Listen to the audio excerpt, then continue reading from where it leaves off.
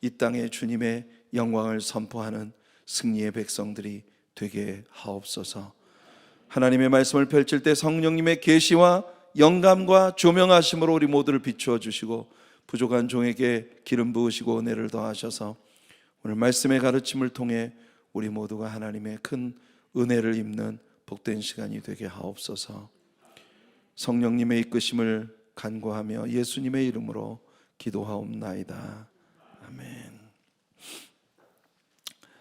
오늘 여러분들에게 봉독해드린 사도행전 12장 5절 말씀을 본문으로 해서 교회의 행진이라고 하는 제목의 말씀으로 여러분과 같이 은혜를 나누고자 합니다. 예루살렘으로부터 시작되어진 교회는 곧이어 유대로 퍼져나갔고 스데반 집사의 죽음과 함께 시작된 사울의 핍박에 의해서 흩어진 사람들 가운데 빌립이 사마리아에 들어가 복음을 전해서 많은 사마리아 사람들이 예수님을 믿고 구원을 받았습니다. 그러나 바로 이 핍박을 주도했던 사울이 변화를 받아 베드로의 뒤를 이어 사도행전 후반부를 주도하는 사역자가 되는 놀라운 변화가 일어나는 걸 우리는 보았습니다. 우리는 지난 주간 11장을 공부하면서 바나바와 사울이 가르치던 안디옥 교회가 이방인들의 교회로 사도행전의 후반부를 주도해갈 그런 교회로 발돋움하는 그런 모습을 보았습니다. 안디옥에서 헬라인들에게 복음이 전해지는 동안 예루살렘에는 또 한 차례 무서운 박해의 폭풍이 불어왔습니다. 주님을 섬기는 일이란 진실로 고난과 승리가 교차적으로 반복되어지는 그런 어려운 일이 아닌가 생각이 되어집니다. 한 가지 시련을 딛고 영적으로 크게 자랐는가 싶으면 또 다른 고난이 우리 앞에 버티고 서 있습니다. 그걸 딛고 일어서서 또 한 단계 자라가게 되면 더 높은 차원의 고난이 우리를 기다리고 있는 것을 봅니다. 그렇게 교회와 성도들은 하나님께서 계획하신 더 높은 수준의 영적 세계를 향해 걸어가는 것입니다. 오늘 우리가 펼쳐놓고 있는 사도행전 12장은 이런 말씀으로 시작이 됩니다. 1절 말씀을 보시면요, 그때에 헤롯 왕이 손을 들어 교회 중에서 몇 사람을 해하려 하여. 그때라고 하는 건 우리가 11장에서 배웠던 이방인들의 교회가 안디옥에 탄생해서 바나바가 사울을 데리고 와서 그곳에서 1년 동안 성도들을 가르치며 그 변화되어진 성도들의 모습을 보고 주변에 있는 사람들이 그들을 처음으로 크리스티아노스, 그리스도인이라고 하는 이름을 붙이게 되고, 그리고 그 교회가 앞으로 이방 세계에 엄청난 영향을 미칠 교회로 그렇게 탄생하는 그때에 헤롯 왕이 손을 들어 교회 중에서 몇 사람을 해하려 했다라고 이야기를 하고 있습니다. 여기에 나오는 헤롯 왕은 바로 헤롯 아그리파 1세입니다. 이 사람은 예수님의 탄생 소식을 접하고 2세 미만의 남자아이들을 모조리 학살했던 그 잔인한 헤롯 대왕의 손자입니다. 헤롯 대왕의 아들이며 바로 이 헤롯 아그리파 1세의 아버지인 아리스토블로스는 자기 아버지인 헤롯 대왕에 의해서 죽임을 당했습니다. 헤롯 아그리파는 세례 요한의 목을 베라고 명령했던 헤롯 안티바스의 조카가 되는 사람입니다. 또한 이 헤롯 아그리파의 아들은 헤롯 아그리파 2세로서 나중에 사도행전 26장에서 바울 사도를 통해 복음을 접하고 난 다음 네가 적은 말로 하마터면 나를 그리스도인 되게 할 뻔했다고 하는 고백을 했던 참 불쌍한 인물이죠. 하마터면 구원받을 뻔했습니다. 네가 적은 말로 하마터면 나를 그리스도인 되게 할 뻔했다. 하마터면 구원받을 뻔했는데 결국 구원받지 못한 채 인생을 마친 그런 사람입니다. 헤롯 일가는 이렇게 예수 그리스도와 그의 몸된 교회와 더불어 아주 뿌리 깊은 악연을 가지고 있었던 집안이에요. 아마도 역사 가운데 가장 불행한 가계가 아닐까 생각됩니다. 한 가지 흥미로운 사실은 말입니다, 여기 12장에 나오는 헤롯 아그리빠가 그의 어머니 쪽 마리암네의 계보를 거슬러 올라가 보면 한때 이스라엘을 위기에서 구했던 히브리인들의 영웅 마카비의 직계 후손이었다는 거예요. 여러분, 히브리 사람들은 모계를 통해서 그들의 신앙적 전통이 이어 내려가는 특성을 가진 민족입니다. 어머니가 마카비의 직계 후손이었다면 분명히 그 집안에서 이 헤롯 아그리빠 1세도 적지 않게 유대교의 율법과 그 계율을 통해서 영향을 받았던 인물이었을 것이라는 걸 우리는 짐작할 수 있습니다. 그래서 그는 헤롯 가계 가운데 특별히 유대인들과 아주 우호적인 관계를 유지하고 있었던 독특한 인물입니다. 이렇게 그는 유대인들에게 잠옷 인기를 얻고 있었던 인물이었기 때문에 기왕의 유대인들의 인기를 얻고 있는 몸, 좀 더 유대인들의 인기를 끌기 위해서 유대인들의 환심을 사려고 그 시대의 유대인들에게 아주 골칫거리였던 초대 교회를 제거함으로써, 이 교회의 지도자들을 제거함으로써 초대 교회를 파괴시키려고 하는 그런 계획을 가진 것이에요. 여기 교회 중 몇 사람을 해하려 했다라고 하는 이 묘사는 당연히 교회의 지도자들을 해칠 계획을 가졌다는 것을 의미합니다. 본래 헤롯 왕의 집무실은 그 시대에 당연히 팔레스타인 지역을 총괄하는 로마의 행정 수도였던 가이사랴에 그의 본부가 있었겠죠. 그러나 6월절이라고 하는 절기는 셀리오딘 같은 이 유대인들 가운데 과격파 독립투사들이 심심치 않게 로마 정부에 항거하는 그런 독립운동 또는 데모, 이런 것들을 일으킬 수 있는 위험성이 있는 절기이기 때문에 이 헤롯 아그리빠는 로마의 우호적이지 않은 유대인들의 환심을 사기 위해서 정치적 입지를 세우기 위해 예루살렘에 내려와 있는 동안에 교회 지도자들을 제거하려는 일을 선택한 것입니다. 그래서 제일 먼저 희생된 교회 지도자가 바로 야고보입니다. 사도행전의 저자인 누가는 신약 성경에 여러 명의 야고보가 등장하기 때문에 이 야고보가 누군지를 우리에게 분명히 밝혀줍니다. 이 야고보는 요한의 형제였던 야고보다, 이렇게 말을 하고 있어요. 이 야고보와 요한 두 형제는 우레의 아들이라는 별명을 예수님께 얻었던 바로 세베대의 아들들입니다. 야고보와 요한은 베드로와 함께 예수님께서 특별한 교훈을 염두에 두신 어떤 이벤트를 만드실 때마다 특별히 예수님과 함께 하도록 초청되었던 그런 형제들이었어요. 베드로, 야고보, 요한, 이 세 제자들을 예수님은 자주 다른 제자들과는 구별하셔서 특별한 곳에 데리고 가셨습니다. 회당장 야이로의 딸을 일으키시던 그때도 그 방에 오직 베드로와 야고보와 요한 세 제자만 함께 들어오도록 초청되었고요. 변화산에서 예수님의 변화의 모습을 보이시던 그때에도 예수님은 오직 이 세 제자만을 데리고 변화산에 오르셨습니다. 심지어 겟세마네 동산에서 체포되시기 직전 마지막 밤을 철야하며 기도하며 보내시던 예수님은 그 겟세마네의 기도의 자리에 이 세 제자들을 데리고 가셔서 함께 기도하셨었습니다. 한때는 이들의 어머니가 예수님께 나와 자기의 두 아들을 주님의 나라가 이루어질 때 하나는 주님의 우편에 하나는 주님의 좌편에 앉게 해달라고 넌지시 청탁을 했었던 일이 있었던 걸 기억합니다. 여러분 기억하십니까? 그때 예수님께서 그들에게 말씀하셨습니다. 너희가 나의 잔을 마실 수 있겠느냐? 예수님이 여기서 말씀하시는 예수님이 마실 잔은 겟세마네에서 기도 가운데 예수님이 언급하신 것처럼 아버지여, 할 수만 있으면 이 잔이 내게서 지나가게 하옵소서. 그러나 나의 원대로 마옵시고 아버지의 뜻대로 되기를 원하나이다라고 기도하셨던 바로 그 잔입니다.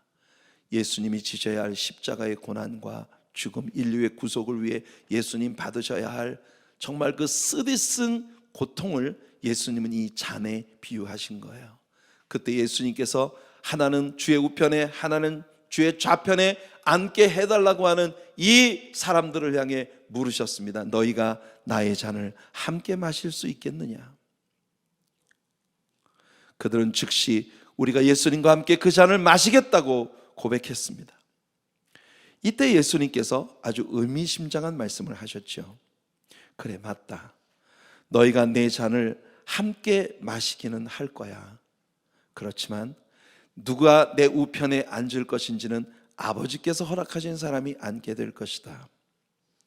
예수님은 이때 야고보의 순교를 예언하고 계셨던 겁니다. 맞아. 네가 나와 같이 고난의 쓴 잔을 마시고 사도들 가운데 첫 번째 순교자로 너의 목숨을 내려놓게 될 거야. 네가 나의 잔을 마시긴 할 거다 라고 하는 예수님 말씀 속에 그런 의미가 있었던 것이에요. 야고보는 헤롯 아그리파 왕에게 죽임을 당함으로써 예수님이 마신 그 잔을 함께 나누어 마신 자가 된 것입니다. 초대교회 교부들이 전해준 일종의 구전에 의하면 이 야고보가 잡혔을 때 그를 고소했던 사람이 이 사도들의 특별한 용기와 주님을 위해 목숨을 아끼지 않는 그 모습을 보면서 크게 감동을 받아 야고보 앞에 찾아와 엎드려 용서를 빌면서 나도 크리스찬이 되겠다고 결단했다는 이야기가 전해집니다. 뿐만 아니라 그 사람은 야고보가 혼자 죽게 내버려 둘 수 없다고 해서 야고보가 그 이야기를 들었을 때 그에게 입맞추며 평안히 그대에게 있으라 라고 축복하고 난 다음 두 사람이 동시에 목베어 순교를 했다고 하는 그런 이야기가 전해 내려오고 있습니다. 어디까지나 오럴 트래디션, 구전을 통해 우리에게 전해지는 일종의 전설입니다. 전설 따라 삼천리 그 중에 하나예요. 그러니까 우리가 성경적인 백그라운드를 갖고 있지 않은 이야기이기 때문에 이걸 확실하다고 말할 수는 없으나 상당히 우리에게 감명을 주는, 그 시대의 사도들과 성도들은 정말 그들을 바라보는 사람들에게 예수님을 믿는 그들의 신앙이 리얼리티였어요. 리얼리티. 진짜 누가 바라보더라도 저 사람들은 진짜 믿는 사람이야, 정말 믿는 것처럼 믿었어요. 그것이 오늘 우리들의 모습이 되기를 축복합니다. 이 세상에 누가 우리를 보더라도 저 사람은 정말 예수 믿는 사람이야 라고 하는 게 보일 수 있는 그런 믿음의 사람들이 되는 것, 우리들의 기도입니다. 자, 이렇게 해서 야고보가 순교했는데요, 문제는 헤롯 아그리파 왕이 자기가 야고보를 죽이고 나니 유대인들이 엄청 좋아한단 말이에요. 그러니 내친김에 유대인들의 환심을 더 얻기 위해서 교회에 더 많은 지도자를 죽여야 되겠다는 생각을 한 거예요. 무슨 의를 행하기 위해서 혹은 무죄한 사람을 보호하기 위해 죄인을 처형하는 그런 개념이 아니고 단순히 정치적인 인기를 얻기 위해 사람을 죽이려는 계획을 세운다는 것. 여러분, 정치가 가진 비극이 바로 이런 것입니다. 우리는 근대 한국의 역사 가운데에서 오직 자신의 정치적 입지를 위해 백성들의 목숨을 파리 목숨처럼 여기는 너무나 많은 사람들을 봐왔습니다. 정치라는 것에 가지고 있는 속성이 그런 거예요. 역사 가운데 사람들이 만들어낸 모든 종류의 비극은 하나님이 아닌 사람을 기쁘게 하기 위한 일들에서 비롯되었습니다. 여러분, 우리는 오직 하나님을 기쁘시게 하기 위해 살아가는 하나님의 자녀들이 되기를 소원합니다. 이 세상에 초래되어진 모든 비극은 하나님이 아닌 사람을 기쁘게 하고자 할 때, 사람들의 마음을 얻고자 할 때 벌어지는 일들이에요. 오늘날에 와서 특별히 자신이 크리스천이라고 자처하는 많은 정치인들을 봅니다. 그런데 그들은 자신이 크리스천이라고 클레임하지만 하나님이 아닌 사람을 기쁘게 하기 위해 비성경적이고 신앙적이지 않은 그런 결정들을 내리는 모습들을 너무나 많이 봅니다. 이게 오늘 우리가 살아가고 있는 시대에 또 다른 비극을 낳고 있는 일이죠. 어떻든 이런 이유로 당시에 가장 영향력이 있었던 교회 지도자 베드로가 체포되어 투옥되게 된 것입니다. 당연히 헤롯 아그리빠는 베드로를 야고보와 같은 방식으로 죽이려 했을 겁니다. 그러나 이때는 무교절 기간이에요. 무교절은 유월절에 이어서 한 주간 동안 계속된 이스라엘 백성들이 자신들의 가정과 삶에서 죄를 완전히 제거시킨다는 개념을 가지고 있었던, 여러분, 이스라엘이라고 하는 국가가 이 땅에 탄생한 것을 기념하는 유대인들에게 있어서는 가장 거룩한 절기로 여겨지고 있는 이 유월절 절기가 지금 계속되고 있는 중이에요.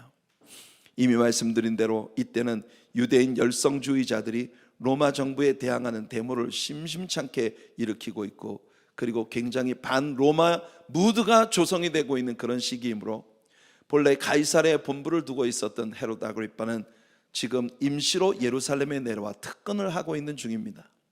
그러므로 헤롯 아그리빠는 이 민감한 절기인 유월절을 다 지내고 난 후에 베드로를 옥에서 꺼내 처형할 계획을 가지고 있었던 거예요. 참고로 이때는 예수님의 십자가의 죽으심 이후 약 10년 정도가 지난 때입니다. 이때까지도 사도들은 모두 예루살렘에 계속 모여 있었어요. 결국 이 헤롯 아그리빠의 박해로 말미암아 사도들은 온 세계 여러 지역으로 흩어지게 됩니다. 우리들에게는 언제나 어디 한 곳에 뿌리 내리고 안주하면 좀처럼 우리가 편안하게 여기는 둥지 밖으로 나가고 싶어 하지 않는 우리들의 모습을 봅니다. 변화산에서 베드로가 말했던 것처럼, 주여 여기가 좋사오니 여기다 초막셋을 짓고 여기 거하사이다. 언제든 우리가 한 곳에 뿌리 내리면 그곳에 편안하게 안주하고 싶은 것이 우리들의 마음이에요. 그래서 사도들도 좀처럼 움직이지 않고 예루살렘에 굉장히 기초가 튼튼해져 가고 있는 이 초대교회의 지도자들로 그들은 머물고 있었던 거예요. 여러분 기억하시죠? 사울로 인해서 일어난 핍박으로 모든 성도들이 온 사방으로 흩어졌습니다. 그런 후에도 사도들은 여전히 예루살렘에 머물러 있었던 거예요. 그러나 지금 다시 일어나고 있는 예루살렘의 헤롯 아그리빠 1세로 인한 이 박해가 사도들을 온 세상으로 흩어지게 만든 것입니다. 많은 때에 시련은 우리에게 괴로움이 되지만 그 시련으로 말미암아 우리가 더 하나님의 말씀 가운데로 돌아가게 만드는 효과가 있습니다. 코로나 바이러스는 오늘날 온 세계의 모든 이들에게 아픔을 주고 상처를 주었어요. 예수 그리스도의 몸된 교회도 이 코로나 바이러스로 말미암아 너무나 많은 공격과 아픔을 겪어가고 있습니다. 하지만 이 코로나 바이러스 기간이 이 시대의 교회들에게 한 가지 새로운 트렌드를 가져다 주었어요. 그게 뭐냐 하면, 집에서나 어디에서나 끊임없이 유튜브 스트리밍을 통해 하나님의 말씀을 배우는 일에 집중하게 만들었다는 겁니다.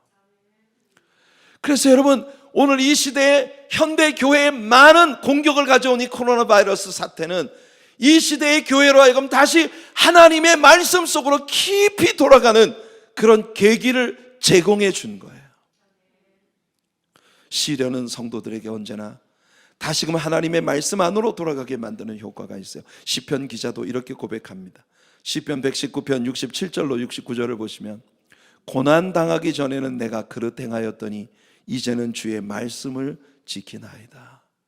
주는 선하사 선을 행하시오니 주의 율례들로 나를 가르치소서. 교만한 자들이 거짓을 지어 나를 치려하였사오나 나는 전심으로 주의 법도들을 지키리이다. 성도들에게 다가오는 시련과 고난은 우리들에게 정말 가슴 아픈 눈물을 자아내지만, 그러나 그 눈물 가운데 우리들로 하여금 잊고 있었던 하나님의 말씀 가운데로 돌아가게 하는 효과가 있어요. 그런 의미에서 고난은 변장된 축복이고 변장된 선물인 것입니다. 베드로를 체포했던 헤로드 왕은 4사람씩 4계조로 구성되어진 군사들로 베드로를 24시간 밀착 감시를 하게 했습니다. 2사람은 이중으로 보초를 서고 2사람은 베드로의 양옆에 자기 발에다 베드로의 발에 연결되어진 착고를 채우고, 그리고 양옆에서 24시간 베드로를 감시하는 거예요. 4교대로. 베드로는 지금 심각한 상황에 처해 있고, 베드로가 심각한 상황에 처해 있다는 것을 온 교회 자체가 존폐의 위기를 맞았다는 것으로 해석할 수 있습니다. 이때 교회가 뭘 했나요? 오늘 우리가 읽은 본문에 보니 베드로는 잡혔고 교회는 그를 위해 간절히 기도했다고 얘기합니다. 교회는 깨어 있어서 기도하고 있었던 거예요. 보세요. 이것이 시련이 교회와 성도들에게 가져오는 두 번째 축복입니다.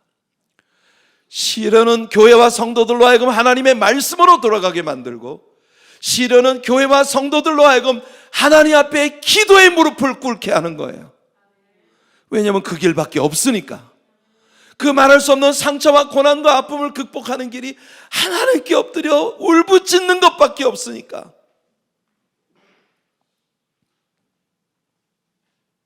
흥미로운 것은 교회는 잠들지 못하고 밤을 지새며 베드로를 위해 간절히 기도하고 있는데, 정작 베드로 본인은 자기를 지키는 군사들 사이에서 아주 편안하게 잠들어 있습니다. 6절을 보시면요, 헤롯이 잡아내려고 하는 그 전날 밤에 베드로가 두 군인들 틈에서 두 쇠사슬에 매여 누워 자는데, 보세요.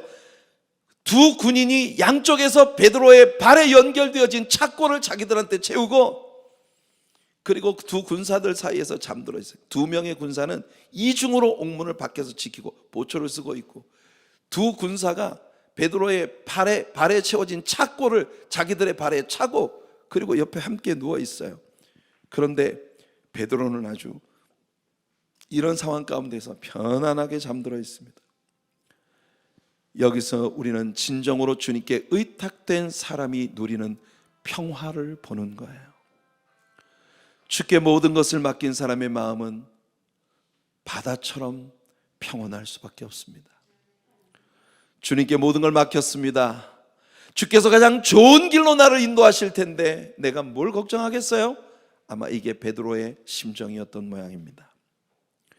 시험 받을 때, 뭔 일이 내 마음대로 안 될 때, 내가 계획했던 것들이 어그러지고 뭐가 내 마음을 힘들게 할 때, 그때 화가 나고 격정이 앞서고 낙심이 되어 슬픔에 잠겨 턱을 길게 늘어뜨리고 밤잠을 이루지 못하는 불면의 밤을 보내는 건 아직 우리가 주님께 진정으로 모든 걸 맡기지 못했다는 증거일 수도 있습니다. 교회는 잠을 자지 못하고 주님께 기도하고 있었어요. 왜? 주님께 밖에는 의탁할 데가 없다는 걸 믿는 믿음 때문입니다.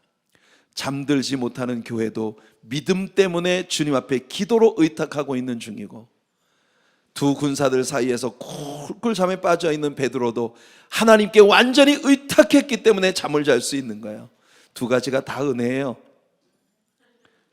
사랑하는 성도 여러분, 지금 그런 은혜의 현장이 우리 앞에 전개되고 있는 겁니다. 헤롯 아그리빠의 핍박으로 야고보는 순교했습니다. 베드로는 체포되어 감옥에 갇혔습니다. 그리고 교회는 밤을 지새며 주님 앞에 울고불고 기도하고 있어요. 이때 우리들의 마음속에 이런 질문이 일어나지 않습니까? 대체 이와 같은 때 주님은 뭘 하고 계시는 건가? 여러분, 많은 때 우리의 삶에 시련이 다가오고 고난이 다가오고 모든 게 내 마음대로 이루어지지 않을 때 우리는 정말 밤을 지새며 주님께 울부짖고 기도하고, 그리고 뭔가 이 어려움에서 빠져나가 보려고 몸부림을 치다가 문득 생각이 납니다. 이런 판국에 주님은 지금 뭘 하고 계시지? 여러분, 야고보는 순교했습니다. 베드로는 감옥에 갇혔습니다. 교회는 밤을 지새며 그를 위해 기도하고 있습니다. 이때 주님은 뭘 하셨는지 압니까? 천사를 보내셔서 베드로를 감옥에서 구출하셨어요. 이런 방식으로 주님께서 역사하실 수도 있고 반대의 방법으로 하실 수도 있습니다. 사드락과 메삭과 아벳느고가 고백했던 것처럼 그리 아니하실지라도 우리가 한 가지 분명히 믿어야 하는 건 주께서 지금 가장 좋은 일을 행하고 계신 중이라는 거예요. 이걸 믿을 수 있는 게 바로 우리가 가져야 할 믿음인 거예요. 베드로에게 있어서 천사의 도움으로 옥에서 구출되는 건 이게 처음이 아닙니다. 벌써 두 번째예요. 지난 5장에서 사도들이 산헤드린의 핍박으로 옥에 갇혔을 때 하나님께서 천사들을 보내셔서 그들을 옥에서 구해내어 사도들로 하여금 다시 성에 들어가 복음을 외치게 했던 장면을 우리는 기억합니다. 아침이 되어 산헤드린이 모여서 가서 감옥에 갇혀있는 자들을 끌어와라. 가보니 세상에 옥문은 튼튼히 밖에서 지키고 있는데 문을 열고 들어가 보니 사람이 아무도 없어요. 그 깜짝 놀라서 큰일 났습니다, 옥에 갇힌 사람들이 없어졌습니다 하는데 다른 사람들이 와서 하는 말이 어제 감옥에 가뒀던 그 사람들이 지금 성벽에 서서 예수님의 복음을 전하고 있나이다. 이때 그들은 깨달았어요. 아, 이 사람들은 우리가 감당할 수 있는 사람들이 아니구나. 여러분, 여러분들을 상대하는 이 세상의 모든 사람들이 여러분들을 보며 그것을 깨달을 수 있는 그런 하늘의 권위를 가진 우리 성도님들이 되시길 축복합니다. 예수 그리스도의 몸된 교회, 우리 하나님의 사랑교회는 세상이 감당할 수 없는 교회라는 걸 믿습니다. 이 교회, 몸된 교회의 구성원이 된 여러분들도 하나님 앞에는 정말 이 세상이 감당할 수 없는 그런 하나님의 자녀들로 우뚝 설 수 있게 되기를 축복합니다. 아마 베드로는 그렇게 생각하고 있는 것 같아요. 이전에도 그러셨으니까, 한번 경험이 있으니까 내가 아직도 감당해야 할 사명이 있다면 천사라도 보내서 나를 구해 주실 것이고, 아니면 하나님이 오늘 밤에 나를 데려가신다면 그것도 할렐루야고, 잃을 것이 없다. 로마의 감옥에 갇혀있던 바울이 빌립보의 성도들에게 편지하며 같은 말을 했습니다. 이는 내게 사는 것이 그리스도니 죽는 것도 유익이다. 아멘. 사나 죽으나 우리는 잃을 것이 없는 사람들입니다. 로마서 8장에서 바울 사도는요, 우리는 결코 망할 수 없는 사람들이라는 선언을 하고 있습니다. 우리는 매일 변화무쌍하게 바뀌는 컨디션에 매여 있는 사람들이 아니라 예수 그리스도 안에서 하나님의 자녀라는 포지션에 모든 것이 달려있는 사람들이라는 걸 우리 배웠어요. 할렐루야. 우리에게 무엇이 다가와도 우리는 예수 그리스도 안에 있다고 하는 이 놀라운 사실에 변화가 없는 사람들이기 때문에 여러분, 우리는 세상이 감당할 수 없는 사람들이에요. 만일 하나님이 우리를 위하시면, If God be for us, 하나님께서 우리를 위하신다면 Who can be against us? 누가 우리에게 대적을 할 수가 있겠느냐? We are more than conqueror. 이게 바울의 고백이에요. 우리는 이 모든 것들을 넉넉히 이길 수 있다고. 아무튼 천사는 베드로를 깨워 일어나 띠를 띠고 신발끈을 묶으라 합니다. 이 말씀을 보니 베드로는요, 옷도 다 벗고 신발도 벗고 아주 편하게 잠을 자고 있었던 모양이에요. 베드로가 일어나 보니 벌써 쇠사슬이 다 벗겨져 있어요. 천사의 손에 이끌려 베드로는 옥문을 지키는 자 앞으로 당당히 걸어갑니다. 그러나 그들은 베드로를 전혀 보지 못했어요. 지키면 뭐합니까? 베드로 곁에 두 군사가 손에 사슬을 맨 채로 잠들어 있는데, 두 사람의 군사는 각각 옥문을 지키고 있는데 아무도 베드로가 그 감옥을 빠져나가는 걸 보지 못합니다. 첫째, 둘째 파수를 다 지나오는데 아무도 오지 못했어요. 그리고 성으로 나가는 문에 다다르자 문이 절로 열립니다. 이때까지도 베드로는 내가 혹시 환상을 보는가 생각을 했는데, 옥문이 완전히 열리고 성문을 향하여 나가는 길에 이르게 되자 비로소 베드로는 하나님께서 천사를 보내셔서 나를 꺼내주셨구나라고 하는 걸 인식하게 되었다고 말합니다. 그래서 베드로는 자신을 위해 잠들지 못하고 기도하던 성도들에게로 갑니다. 필경 누군가는 그 성도들 중에 기도했을 거예요. 하나님, 천사를 보내셔서 베드로 선생님을 구해주세요. 그리고 그 함께 기도하던 성도들이 화답했겠죠. 아멘, praise the Lord, yes Lord, please, 아멘, 아멘 하며 화답했지 않겠습니까? 그런데요, 갑자기 밖에서 문 두드리는 소리가 납니다. 성도들이 두려워서 문을 모두 닫아 걸고 안에 모여 숨죽이고 기다리고 있는데 밖에서 소리가 들려요. 탕탕탕탕탕탕. 그래서 로데라고 하는 계집종이 밖으로 쪼르르 달려나갑니다. 근데 이게 웬일이에요? 문 밖에 베드로 선생님의 소리가 들리는 거예요. 야야, 로데야, 나야, 베드로, 빨리 문 좀 열어봐. 이 로데라는 계집아이가 베드로의 목소리를 듣고는 당황해서 문을 열어줄 생각을 못하고 다시 안으로 쪼르르 달려가서 하는 말이, 여러분, 베드로 선생님이 문 앞에 와 계세요. 그러니까 이 성도들이 하는 말이, 너 미쳤구나.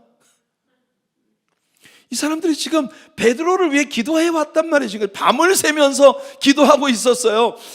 주님, 천사를 보내셔서 우리 베드로를 구해주세요. 베드로 선생님 살아야 합니다.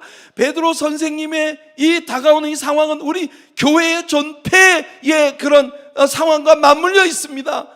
그렇게 기도했잖아요. 근데 그 베드로가 지금 왔다고요. 문 앞에 있다니까. 근데 베드로 선생님이 오셨어요. 그러는 아이한테, 너 미쳤구나, you crazy.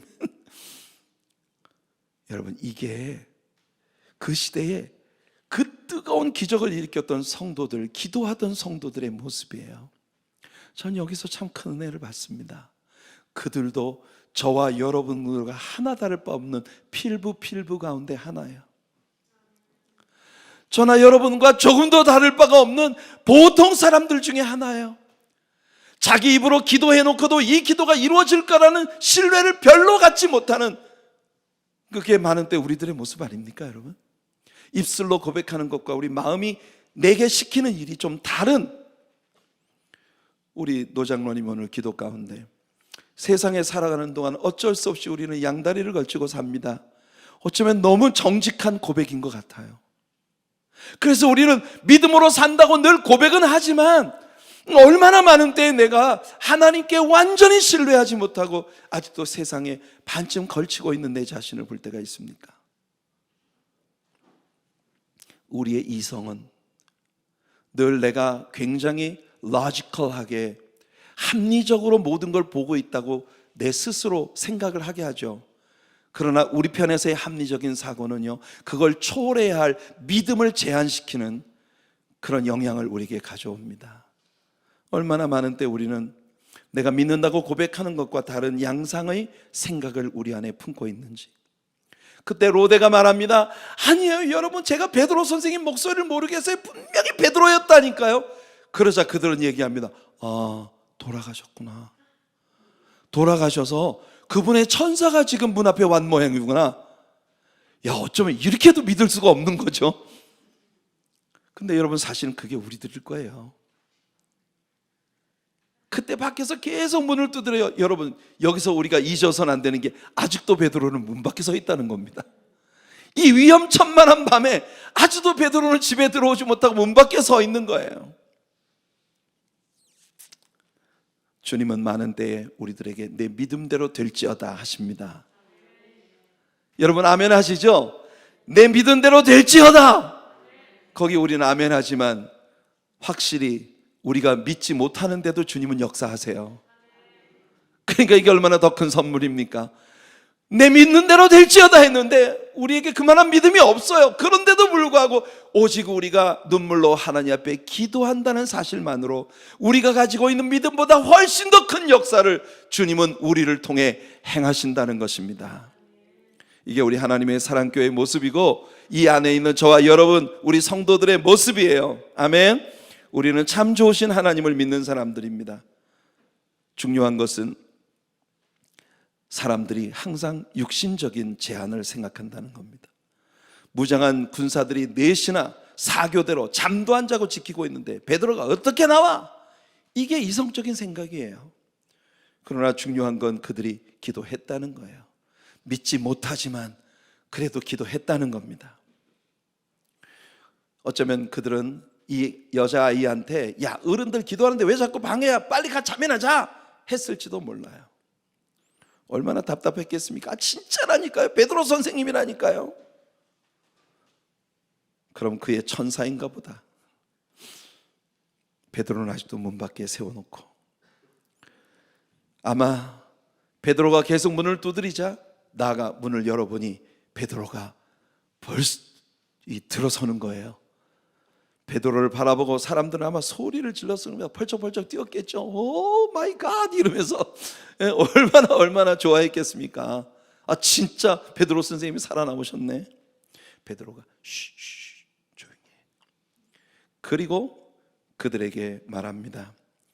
자신이 풀려났다는 것을 야고보에게 전해달라. 이 야고보는 아까 순교한 야고보 말고 예수님의 형제 야고보예요.